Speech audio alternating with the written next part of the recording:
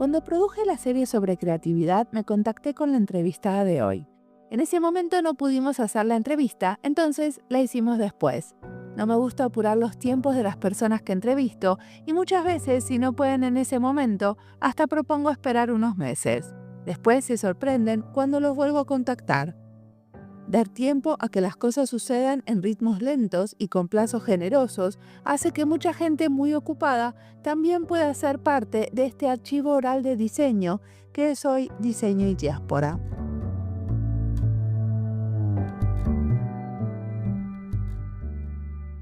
Carolina Alzate es una emprendedora creativa colombiana viviendo en Estados Unidos. Nos va a contar sobre su recorrido y su práctica como líder de opinión. También sobre su club de creatividad online y su interés por los sueños. Hablamos de rituales, repetición y confianza. Mi nombre es Mariana Salgado, esto es Diseño y Diáspora.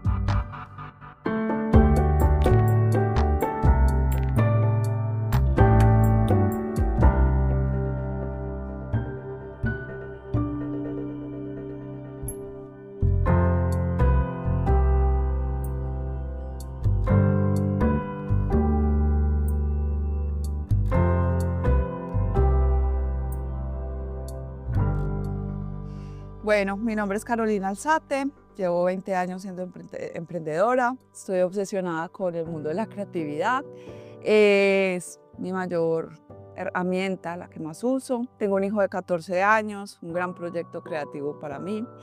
Vivo en Nueva York en este momento, un epicentro altamente creativo. Y bueno, me encanta compartir, me encanta inspirar a la gente, compartir historias, conversar a profundidad. Y decime, ¿qué estudiaste? Yo estudié Ingeniería de Diseño de Producto. ¿En dónde? En EAFIT con profesores, es una carrera que está basada en una carrera de Holanda, de TU Delft, y tuve muchos profesores también holandeses con una filosofía muy centrada en creatividad, en metodologías de innovación, design thinking. Sí, y mucho también en la universidad esa hablan de las emociones, ¿no? Como parte del Sí, proceso de diseño. sí. ¿Lo Por tengo eso bien para mí es un mapeado? tema. Ese es tremendo dato, porque de hecho me iluminas una conexión, y es que para mí el tema del diseño para las emociones siempre ha sido algo normal, porque lo aprendí en la universidad, pero en el mundo actual todavía sigue siendo extraño. Sí, total. Y no todas las universidades tienen un área sobre el tema de las emociones y el diseño tan importante, ¿no? O deben tener varios profesores, no sé cómo es. Sí, de hecho hay proyectos alrededor de esa materia y uno presenta productos diseñados para las emociones. Claro. Y decime, ¿cómo llegaste a la creatividad? ¿Qué te fue llevando a esta obsesión? Yo no me sentía creativo.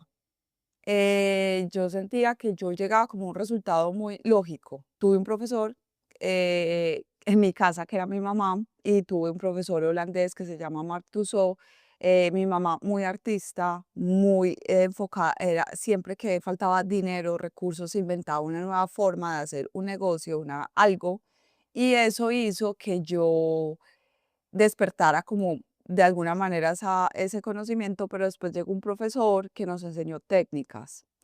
Y esas técnicas empezaron a voltearme mucho mi forma de pensar porque yo las aplicaba y funcionaban. Yo decía, no puede ser que esto funcione, o sea, que realmente esto sí dé resultado. Entonces yo empecé a usarlas mucho y fue un tema que se quedó clavado en mí desde ese momento y empecé a usar y a hacer ya juegos alrededor, pues y ya empecé a despertar como muchas capacidades alrededor del tema. A ver, ¿me contás alguno de esos juegos que te quedó clavado y te encantó? Bueno, hay un juego que se llama el juego de las analogías, el de las analogías, que es coger cualquier cosa que haya en el ambiente y solucionar el reto que tienes. Entonces, estoy solucionando cómo hacer un café, ¿cierto? Entonces, yo voy a hacer un café porque estoy diseñando un producto que va a ser una nueva forma de café. Y yo miro un árbol o el tronco de un árbol y emulo eso en mi producto, aunque todavía no tiene que tener sentido, no tiene que tener coherencia estética, no tiene que tener funcionalidad.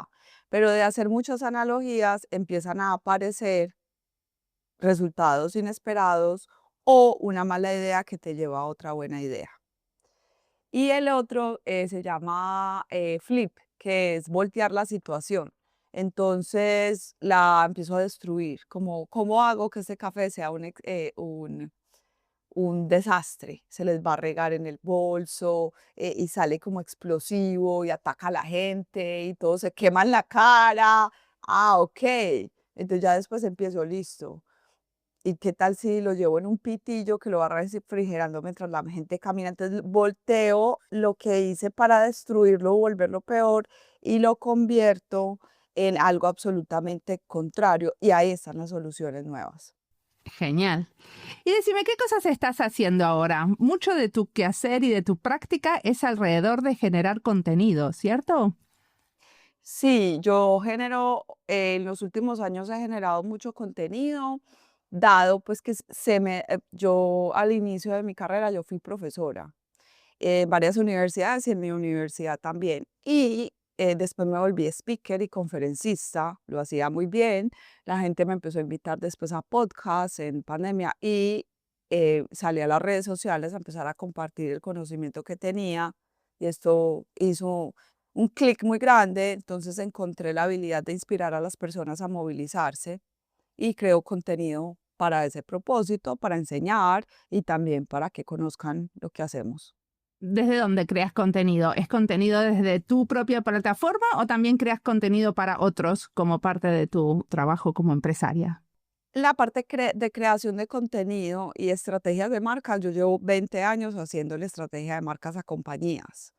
Yo he creado muchas marcas que son conocidas en Latinoamérica y para ellos creaba la estrategia de la marca, que de ahí sale cómo crear el contenido.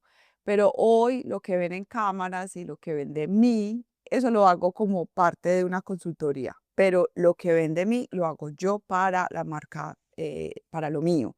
Entonces yo tengo varias marcas, no solamente las que la gente conoce allá afuera, pero tengo el Open Lab, claramente, y después creé otra marca que se llama Latina, que Latina es más un personaje más sencillo, de la callejero, inspirador, mamá, soy yo, es como un lado mío que no es el lado corporativo, porque yo sentía que no podía salir del todo yo en el otro lado, que era como clientes más corporativos. Entonces empecé a desarrollar como otros mensajes en ese contenido. Vos sos como un influencer, ¿cierto? ¿Te podríamos llamar así? Pues obviamente influencio con lo que digo, pero yo me considero más líder de opinión que influencer, porque cuando las marcas llegan a mí como, mira, toma ese producto, vístete de esta marca, yo no lo hago. Y hice 2 intentos y yo no me sentía real. Primero, porque yo hay cosas que no voy a comprar y me estás pagando para que me ponga algo y yo no quiero engañar a la gente. Segundo, porque considero que no necesitamos tantas cosas ya. Y va también en contra de lo que he estado pensando. Entonces, yo más bien produzco contenido de lo que yo siento que es para que el dinero o publicidad de una marca no afecte mi discurso y mi criterio, que es más importante para mí.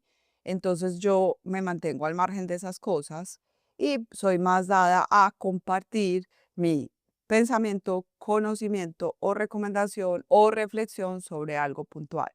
Pero ser líder de opinión es un trabajo, ¿por esto también ganas dinero? No, yo no gano dinero por esto. Lo que yo hago es que yo convierto esto en algunos servicios que presto, ¿Cómo cuáles? como talleres, como el club creativo que acabo, pues recientemente lancé un club de creatividad online y nos hacemos encuentros mensuales y reciben contenidos, retos creativos, pagan una membresía mensual y van recibiendo. Y tengo otra comunidad de emprendedoras que les enseño a crecer su emprendimiento. Ahí he tenido ya más de 200 mujeres, ese lleva 3 años y sigo haciendo marcas para compañías y estrategias de marca. Como que de alguna manera esto de ser líder de opinión te da clientes para seguir haciendo lo de las marcas. O sea, como que una cosa influencia a la otra, ¿entiendo bien? Sí, lo que pasa es que cuando tú sales al mundo del contenido, y eso implica mucha creatividad, estás posicionándote en la mente de las personas y te recuerdan más.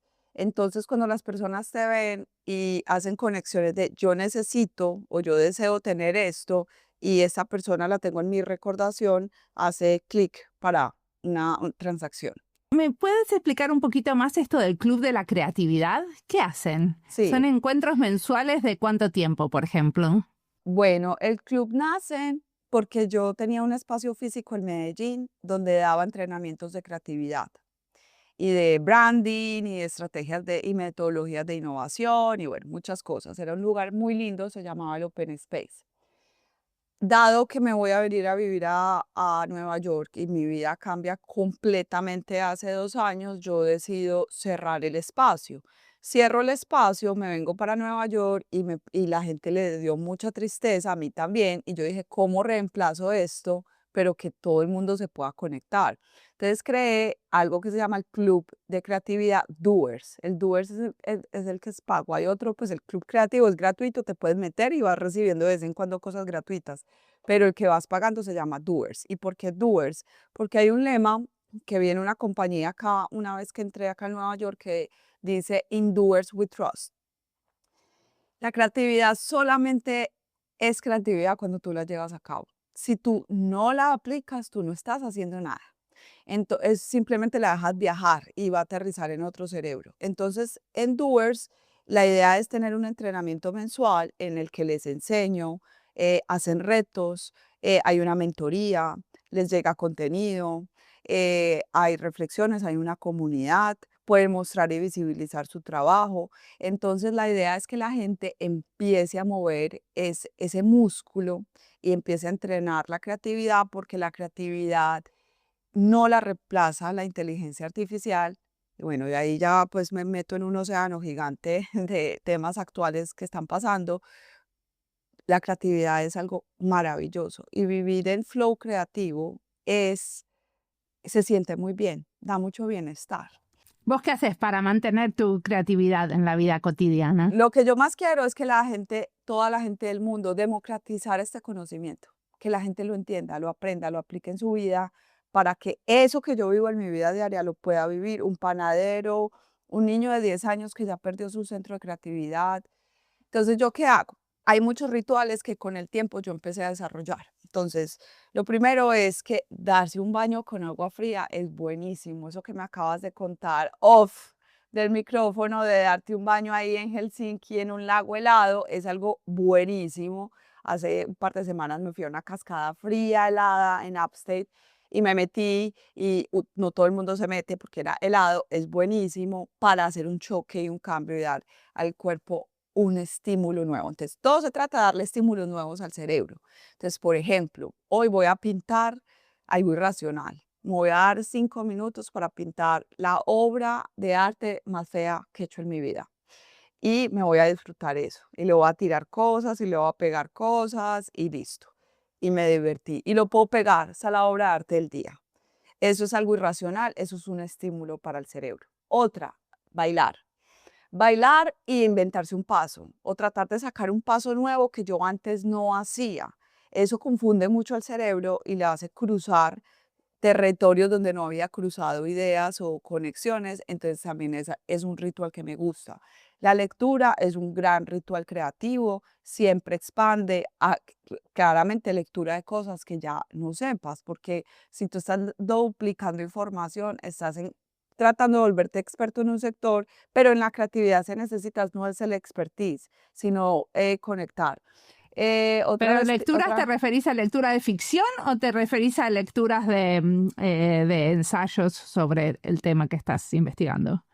a ver, podemos leer de ficción, podemos leer de una novela porque no la vamos a imaginar, podemos leer a García Márquez, que es narrativa súper fantasiosa y nos vamos a meter a imaginarnos esto, podemos leer a Murakami y entrar en todo el mundo japonés y wow, viví una experiencia en Japón a través de este libro y lo interesante de eso son los sueños. Para mí, y esto no lo he sacado al mundo hasta que la gente no está entrenado, el portal más grande de creatividad están los sueños, porque en los sueños tú no tienes cómo dirigir el sueño. Tú te vuelves en algún momento consciente de ese sueño, de que estás soñando.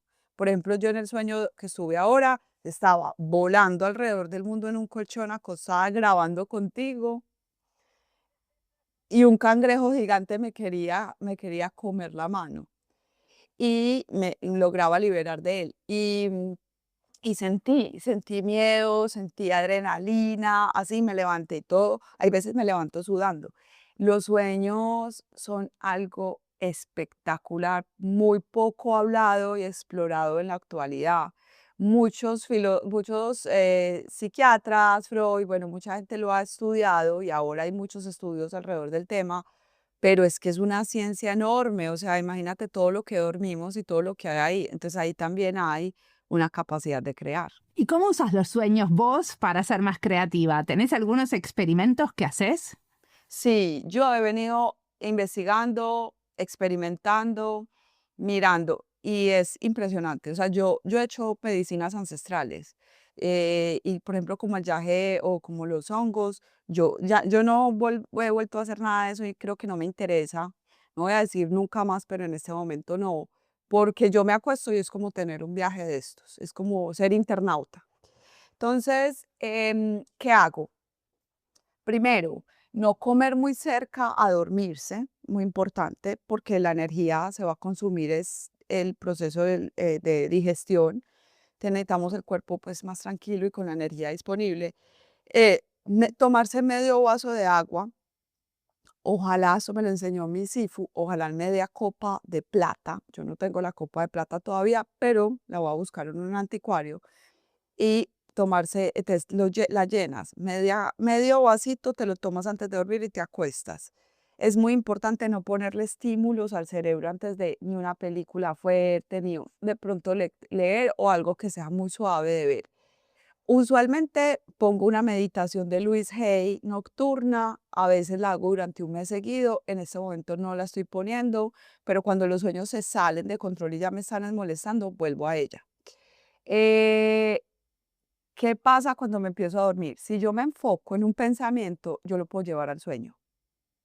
Entro en el sueño y las primeras veces, sobre todo cuando uno no es consciente de los sueños o nunca los recuerda, que ahí todavía no los tienen muy entrenados ni muy conscientes, es muy importante cuando uno ya se empieza a dar cuenta, darse cuenta que uno está soñando.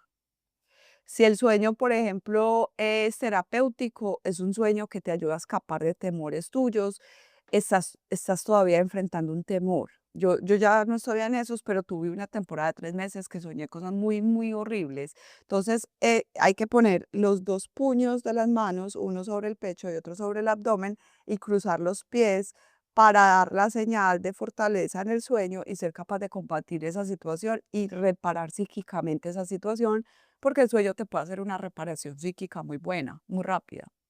Cuando ya no estás ahí y ya lo que hago hoy es recordarlos, lo recuerdo nítido, perfecto, con mi pareja todos los días por la mañana, ¿qué soñaste? Y como nosotros en este momento no estamos consumiendo así licores fuertes, tomamos cerveza, vino, pero nada de licores fuertes, nada de exceso de trasnochos, nada de estimulantes que alteren el cerebro, te ayuda un montón a llegar ahí. Y últimamente he estado usando gotas de raíz de cana. Es una raíz africana que relaja el sistema nervioso, porque como estoy en un proceso de cambio y de adaptación, el cerebro está muy estimulado, pues se relaje un poquito, sueño mucho. Entonces, ¿esos sueños de qué te sirven? Esos sueños traen simbología. Pero ¿cómo se relaciona esto con la creatividad? Porque yo, por ejemplo, en algún momento de la vida me puse a escribir los sueños para recordarlos, ¿no? Uno de los consejos que me acuerdo que te dan es que es muy importante no moverse, o sea, apenas despertarse, no moverse, porque eso hace que podés recordar más el sueño, ¿no? Podés recordar lo que te vino a la mente. Pero lo que nunca hice es relacionarlo como con mi trabajo como diseñadora. Bueno, cuando tú los escribes, entonces hay algo que ya ahí vas a ver cómo lo uso yo. Yo tengo un journal donde todos los días escribo y hay temporadas que he dejado de escribir. En esta temporada llevo 70 días, hoy es el 71 y empiezo contando lo que soñé. Cuando yo empiezo a contar lo que soñé, cuento qué me produjo y empiezo a conectarlo con lo que estoy viviendo en este momento en mi vida. Y que en ese sueño sentí alrededor de todas estas situaciones. y de qué me desapegué y cómo una cosa se relacionó con la otra. Y vi a una persona que no veía hace años en mi vida, la vi ahí en el sueño, de esta manera, eh, y empiezo a relacionar eso como con, ok, esto fue lo que soñé, esto es lo que mi cerebro está produciendo, esto es lo que pasó en el sueño, esto es lo que vi, y pude observar ese estado que volaba por el mundo y generaba esto en las personas y les daba esta empatía, y yo lo dejo ahí. Yo no intento volverlo ya una idea de crear. Pero ¿qué pasa cuando yo la suelto? Como las manos es la terminación más cerca del sistema nervioso que el cerebro tiene, del sistema central, entonces yo le estoy dando la posibilidad de descargar. Y en la creatividad hay una parte del flujo creativo que es el emptiness o el vacío. Y yo necesito descargar. Es decir, no todo lo que yo produzco hay que producirlo. No todo lo que yo piense se tiene que volver una producción. Porque nosotros al día descargamos millones de pensamientos. Pero somos nosotros los que elegimos qué pensamiento de esos queremos incorporar algo en nuestras vidas. Entonces, el hecho de que yo sueñe quiere decir que tengo el torrente limpio, en el mundo, yo te conté al inicio, a mí me encanta la neurociencia del mundo más holístico y espiritual.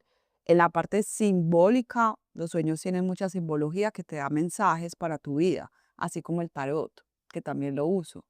Pero eso ya es una conversación, pues que está mucho más, se va por otro lado, pero a la final es crear, porque yo con esos mensajes elijo. Si a mí me sale algo en la simbología que representa escasez o estás en un flujo de reinicio impresionante, yo con esa energía puedo crear. Y esto que te voy a decir, se los enseño solo en un curso que se llama Ser 99%, porque es hasta loco. Y es que cuando yo elijo una plataforma de creación y yo tengo una plataforma base, yo puedo elegir que la plataforma sea la vulnerabilidad o la rendición. Esto parece un acto aislado a la creatividad, pero tiene todo que ver porque cada pensamiento y acción que llevo al presente o a la vida real, yo estoy creando con conciencia lo que yo elijo. El tema de la humanidad es que creamos sin la conciencia. Entonces producimos muchos pensamientos, creamos resultados y un día estamos sentados llorando porque no sabemos cómo lo creamos. Y la maestría de la creatividad te pregunta de qué eres responsable, si eres responsable del 100% de las cosas que tienes al frente. Ahora, dame un ejemplo de que, bueno, mira, un día soñé con esto y me destrabó tal cosa y apareció tal idea que desarrollé así, como algo por el estilo. ¿Puede ser? Por ejemplo, el espacio físico que tenía, yo lo he soñado muchas veces, años. Yo creo que yo he soñado eso por ahí 10 años. Y lo he visto de formas muy distintas. Yo veía creación musical, pero yo también veía creación artística, también veía conceptos más académicos, veía a la gente conectando, conexiones alrededor. Y yo veía eso en sueños, lo empecé a investigar, cómo la creatividad puede convivir en un mismo lugar. Y con mucho tiempo después yo decidí darle vida a esto. Pero en esos sueños eran visiones fragmentadas. O sea, como que apareció en el inconsciente antes de ser consciente como un sueño, como un deseo, digamos. Sí. O por ejemplo, tengo la capacidad de que uno da permiso de que otras personas lo vean a uno en sueños, ciertas personas. Sí. Cuando estuve en embarazo de Jaco, alguien que no sabía y no había compartido dijo, te viene embarazo. Entonces, a ver, no te voy a decir, por ejemplo, Dalí usaba los sueños para dibujar, ¿cierto? Y tenía ya una técnica para caer en una onda que es la que uno se acuerda de todo, porque no es el sueño profundo, uno realmente sueña micras de segundos, pues eso es, pero uno se levanta diciendo soñé toda la noche, lo cual no es real. El sueño, ¿qué hace? Para mí, la verdad es que el cerebro es como una tubería, como de hidrantes. Y Sí. entre más recorridos traiga en sueños, en visiones, en cosas, no todas tienen que ser lógicas, racionales para yo crear algo, pero quiere decir que está destaqueado, es decir, que fluye, que deja pasar cosas, pensamientos, visiones, pero no a todas me tengo que aferrar y decir, esto lo voy a No, bueno, pero pueden materializar. llegar a ser herramientas. A, Sí, Eso es lo que vos estás planteando, que esto de Sí. hacer el esfuerzo de acordarse de los sueños puede hacerte encontrar cosas que en tu inconsciente no están, ¿no? Como, O te puede hacer vincular dos conceptos que estaban desasociados. sí. Incluso te puede ayudar a liberar, por ejemplo, cuando uno está en un desapego de una persona, cuando uno pasó por un divorcio, terminada una relación, es muy usual que uno sueñe con esa persona mucho tiempo después. Y entre más años haya habido una unión, más recuerdos hay ahí, más formas aparece en el sueño. Es una gran manera en la que yo, por ejemplo, puedo interceder en el sueño cuando estoy soñando y antes de acostarme decir, si hoy aparece, le voy a decir que lo libero en paz y en amor y que se puede ir en paz y que tal vez esa conversación que cree que está pendiente no la tenemos que tener. Sí. Y estuviste, sí. Yo uso mucho ese tipo de cosas para eso. O sea, que es más para tu vida personal que para la vida profesional, lo de los sueños. Sí, yo hoy todavía no te podría decir, lo tengo integrado a la vida profesional de una Ujú. porque es que, como te digo, no es lógico, racional. Ahora, la forma en que lo bajo, lo conecto y lo recuerdo, me podría servir para crear una película, un libro o crear una forma de desarrollar una técnica de creatividad. Yo podría decir en el club el otro mes, van a anotar todo lo que soñaron y con todos esos sueños vamos a inventar una película.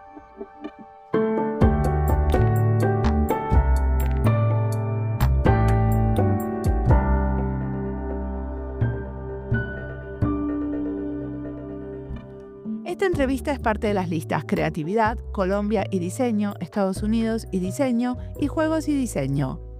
Las listas las encuentran en nuestra página web, en la sección de recomendados, en Spotify y en YouTube. Y si estás buscando algo y no lo encontrás, siempre te puedes comunicar conmigo. En esta entrevista hablamos de rituales y es un tema que apareció antes. Con Youmana Matar, en el episodio 369, hablamos de rituales en relación a la co-creación en las organizaciones. Ese episodio fue parte de una serie sobre cambio organizacional o cómo los diseñadores pueden influir a un cambio. Sobre sueños y juegos hablamos con una investigadora en diseño mexicana que vive en Hungría, Edwina Portocarrero. Fue el episodio 579. Ese episodio fue parte de una serie sobre juegos. Siempre me gusta encontrar puntos en común entre episodios para ayudar a los que les interese un tema a navegar en este podcast. Ahora sigamos escuchando a Carolina, que tiene muchísimo más para contarnos.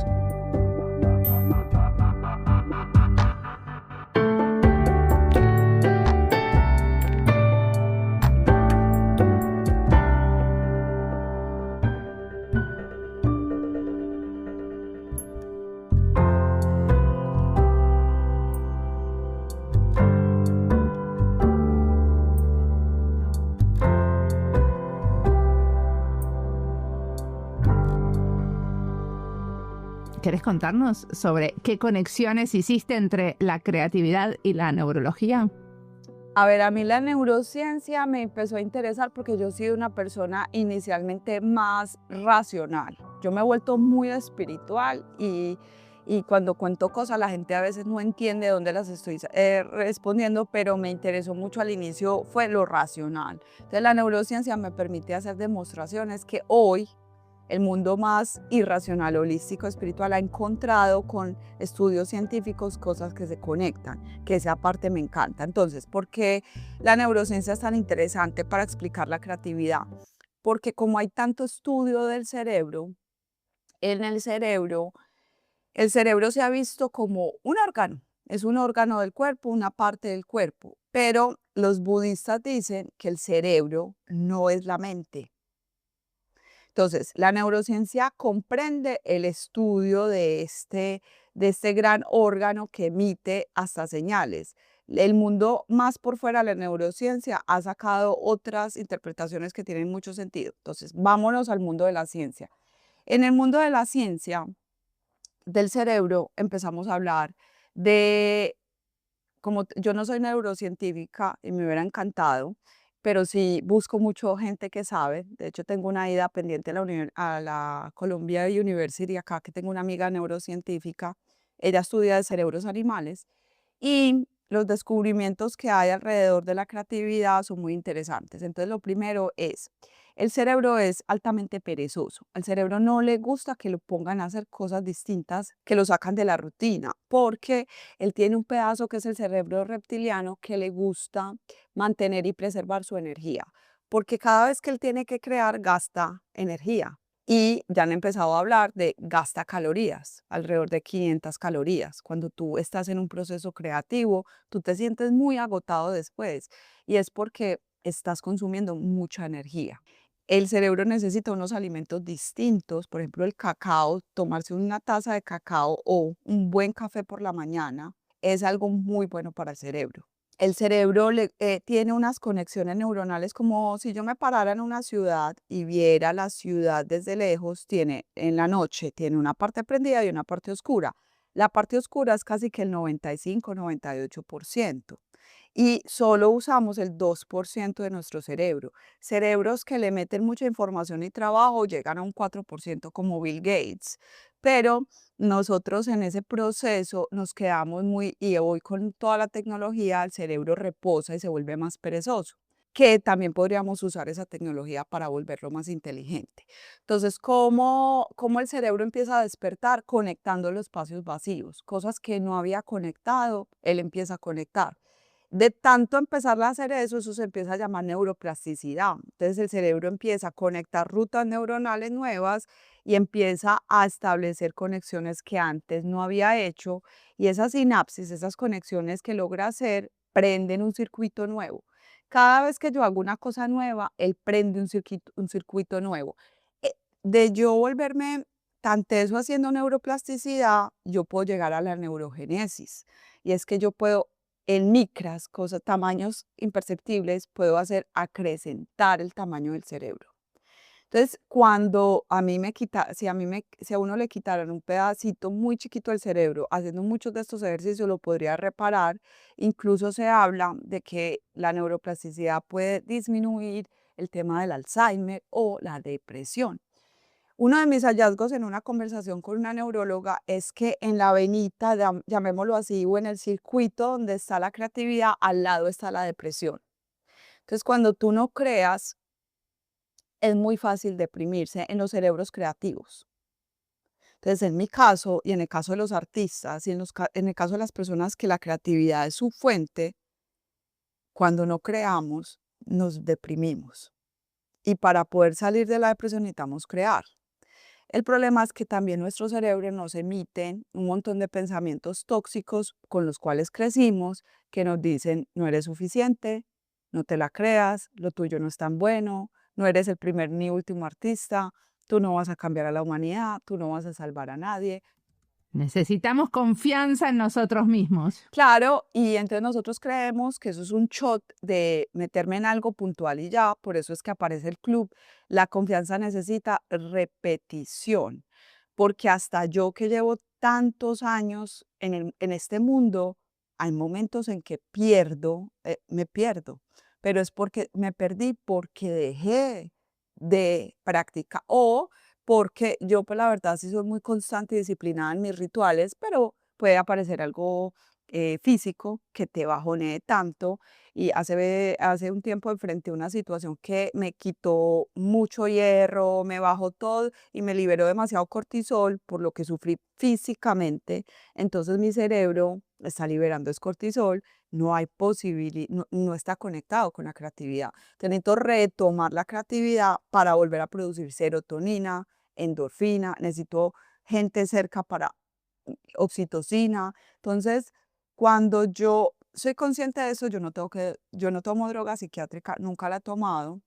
No voy a decir, no lo voy a hacer, ojalá no. Siempre he buscado otros recursos. Yo viví una situación en mi vida muy altamente dolorosa. A mí se me murió una hija pequeña y con esto te digo, la creatividad ha sido mi salvador. Esos rituales han sido lo que a mí me ha salvado siempre, porque siempre he decidido con esas situaciones crear algo nuevo. crear una historia nueva, crear una narrativa, crear un producto, crear un servicio, crear una pintura, crear una forma de bailar, crear una forma nueva de darle significado, porque el cerebro a la final lo que hace es guardar y coleccionar en la biblioteca de sus pensamientos la experiencia, pero como yo la traduje, porque si tú y yo vivimos la misma experiencia y vamos a meternos al lago a 0 grados, las dos juntas, hay personas que lo van a traducir como algo trágico que en su vida vivieron y que, que dijeron, en mi vida vuelvo a hacer eso, y en cambio tú lo traduces con esa cara de felicidad de, fue lo mejor que me pasó y me encanta vivir en Helsinki y estoy feliz de decirlo y de hacerlo. Ahora, dos personas pueden vivir la misma experiencia y traducirlas en un cerebro en una experiencia en la que en una va a viajar hacia algo traumático, en la otra se va a volver en una resignificación. Eso es la creatividad. Te puedo preguntar una cosa porque me quedé en un puntito muy especial que me pareció interesante. Que vos decís que necesitamos confianza y para tener confianza en nosotras mismas necesitamos repetir las cosas, pero a la vez, si estamos repitiendo, no estamos siendo creativas.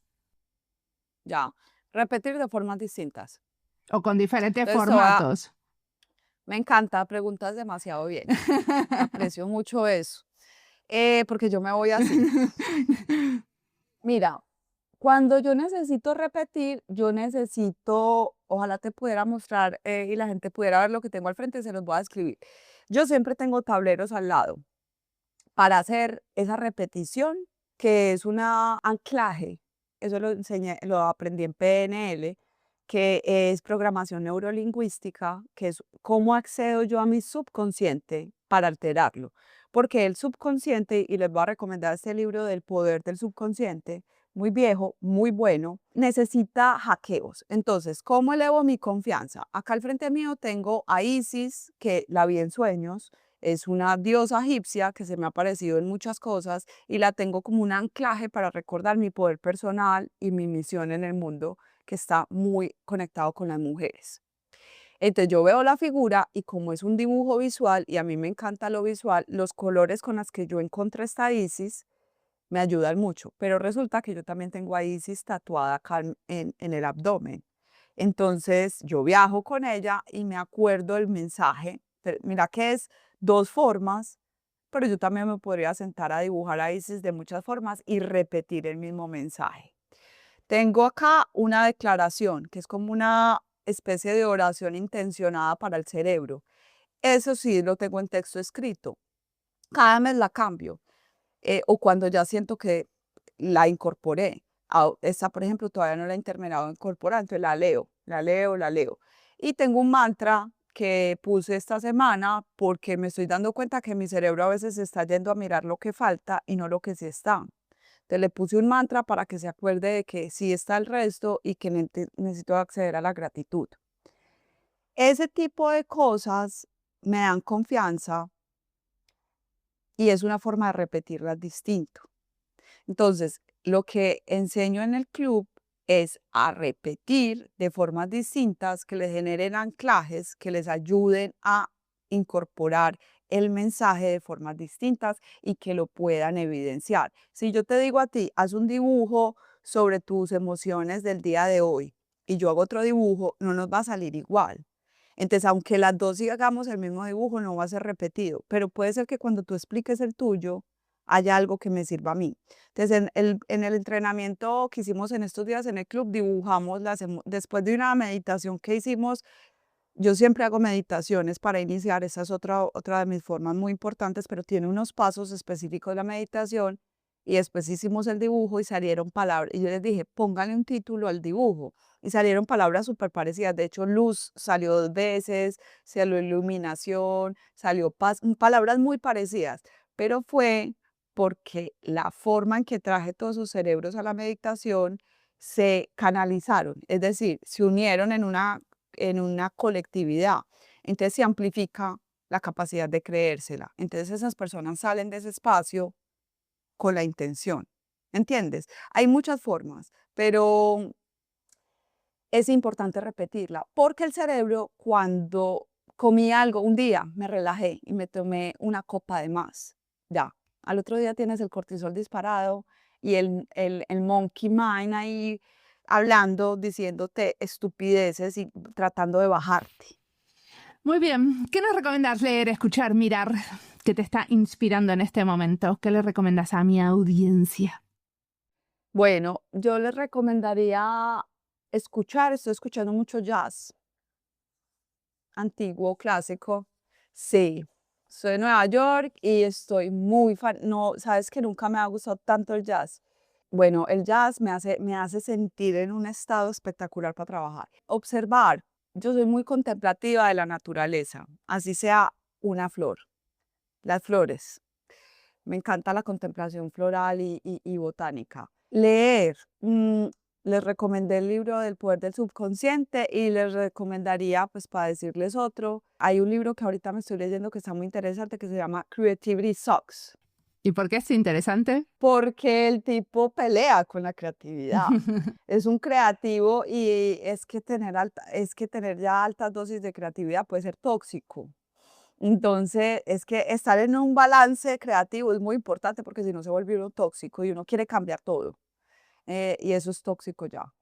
Les recomendaría bailar. Bailar, no bailar para agradar a otros, bailar para mover el cuerpo y conectar desde el cuerpo el cerebro. Es increíble lo que se produce. Increíble. Perfecto. ¿Y en el futuro, a dónde te querés meter que todavía no para despertar la creatividad?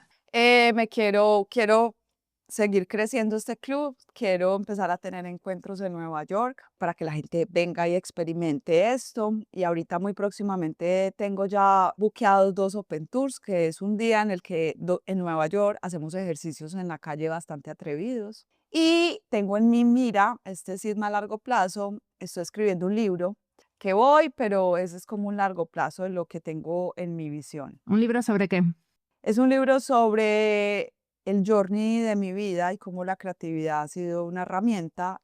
No es de ejercicios como racionales de creatividad, es un ejercicio más de rituales y es la historia de mi vida. Y decime, los ejercicios atrevidos, perdón, pero es lo último que te pregunto, pero me quedo picando. Ejercicios atrevidos de creatividad. Me dijiste que vas a hacer unos open tours en la calle con ejercicios Sí. atrevidos. Me interesó qué hacen en la calle. Hacemos retos creativos. Entonces, por ejemplo, uno de los retos es tienes que entrevistar a 5 personas en la calle.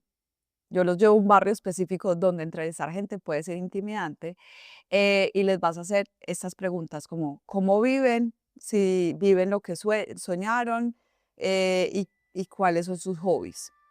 Y ya el hecho de romper esa barrera de alguien bueno, y debes parar a alguien que usualmente, que no se parezca en nada en ti, en nada, tiene que ser otro color de piel, otro origen, todo para que sea más retador. Otro de los retos es bailar en la calle. No se pueden vestir de colores oscuros, no pueden llevar ni negro, ni café, ni blanco, ni gris para el Open Tour. Ahí te dejo 3 de todos los que viven. Buenísimo. Bueno, muchísimas gracias por la entrevista.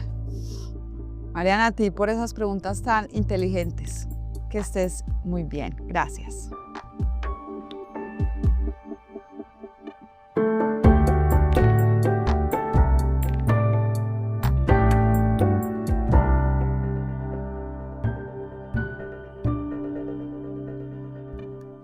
Me gustó la conexión entre creatividad, rituales y autoconocimiento que hace Carolina en esta entrevista. Como emprendedora y líder de opinión, Carolina destaca la importancia de los estímulos no convencionales, como el agua fría y los sueños, para activar la creatividad. Para ella la repetición, la confianza y lo espiritual se entrelazan para transformar ideas en acción. Ella crea con otras emprendedoras y abre espacios de diálogo para apoyar la creatividad de otras. Ella sostiene su comunidad de hacedoras, doers, donde la práctica supera a la teoría. Me encantó saber sobre sus rituales, desde diarios de sueños hasta mantras, porque son sus herramientas y conocer las herramientas de otras colegas me ayuda a entender las mías. Tengo también varios rituales y una paleta de herramientas, pero me parece que nombrarlas como rituales y herramientas les da más valor. A mí me ayuda, por ejemplo, bailar, nadar, andar en bici, dibujar, cocinar, para navegar entre lo racional y lo intuitivo. ¿Cuáles son tus rituales? ¿Qué herramientas usás para destrabar la creatividad? A mí me quedó como mensaje que la creatividad no es un don, sino un músculo que se ejercita con disciplina, vulnerabilidad, mucha exploración y conexión humana. ¿A vos qué te quedó?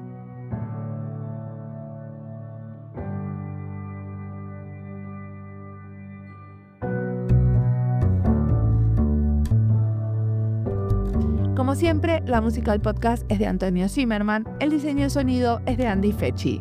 Este podcast está publicado con licencia creativa común con atribuciones. Esto fue Diseño y Diáspora. Pueden seguirnos en nuestras redes sociales en YouTube, Instagram, LinkedIn y Blue Sky o visitar nuestra página web diseñoydiaspora.org. No olviden recomendarnos y recomendar nuestros libros. Nos escuchamos en la próxima.